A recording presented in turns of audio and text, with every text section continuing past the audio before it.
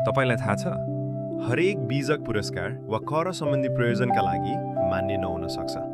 त्यसैले यी कुरामा विशेष ध्यान दिनुहोस्। पहिलो, सरकारी निकाय वा सार्वजनिक संस्थाको नामबाट जारी भएका बीजकहरू यस प्रयोजनमा समावेश नहुन सक्छन्। दोस्रो, टेलिफोन, इन्टरनेट, विद्युत, सवारी तथा ढुवानीका साधन र हवाई टिकट खरिद गर्दा प्राप्त हुने बीजकहरू पनि यसमा मान्य नहुने व्यवस्था छ। र तेस्रो, स्थायी लेखा नम्बर अर्थात् PAN नलिएका व्यक्तिबाट खरिद गरिएको बीजक पनि मान्य हुँदैन।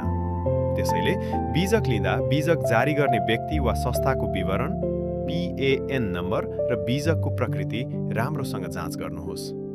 यस्ता साना कुरामा ध्यान दिनुभयो भने पछि हुने समस्या र दाबी अस्वीकृत हुने जोखिमबाट बच्न सकिन्छ। थप यस्तै उपयोगी जानकारीका लागि हाम्रो पेजलाई फलो गर्न नभुल्नुहोस्।